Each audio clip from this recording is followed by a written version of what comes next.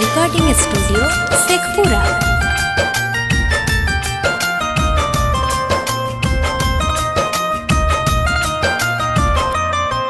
एक पल नहीं आबौ चैन गे, तोरा बिना नहीं आबौ नींद गे। एक पल नहीं आबौ चैन गे, तोरा बिना नहीं आबौ नींद गे। के जानम के तू हमके भूल गे नहीं, पीवा पार में जाके बदल के नहीं। के जानम के तू हमके भूल गे नहीं, पीवा में जाके बदल के नहीं। एक पल नहीं आबौ चैन गे, तोरा बिना नहीं आबौ नींद गे। एक पल नहीं आबौ चैन गे, तोरा बिना नहीं आबौ नींद गे। के जानम के तू हमके भूल गे नहीं, पीवा में जाके बदल के नहीं। के जानम के तू हमके भूल के नहीं, पीवा में जाके बदल के नहीं। मिक्स बाय शैलेंद्र बाबू।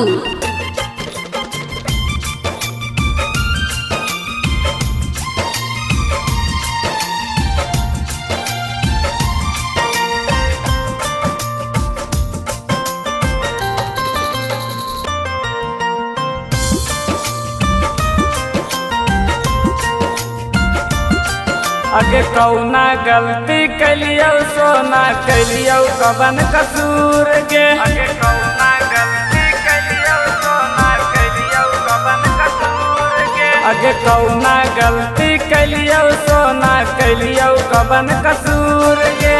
कौना जन्म के जखम देके गे नहीं रानी दूर गे। एक पल के दनी मजबूरी दिलवा पे मार देनी छुरी।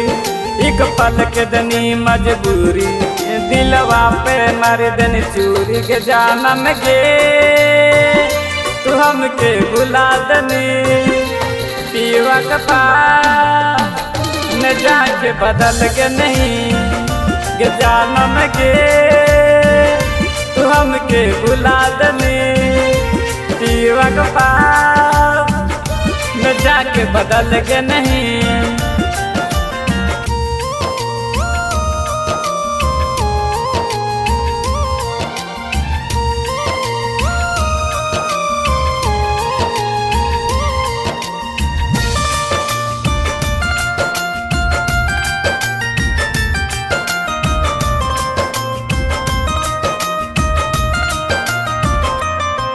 अगे तोरे चक्कर में ललका बदलवा पागल के देश गे। अगे तोरे चक्कर में ललका बदलवा पागल के देश गे। अगे तोरे चक्कर में ललका बदलवा पागल के देश गे। अगला जन्म में नजर नहीं तोरा जसवा तोरा देश गे। कितना दिन करियो तलाश गे, कितने दिन देखियो तोरे आस गे। कितना दिन करियो तलाश गे, कितने दिन करियो तोरे आस गे। के जानम के तू हमके भुला दनी, पीवा न जाके बदल के नहीं। के जानम के तू हमके भुला दनी, पीवा न जाके बदल के नहीं। माँ प्रतिमा रिकॉर्डिंग स्टूडियो शेखपुरा।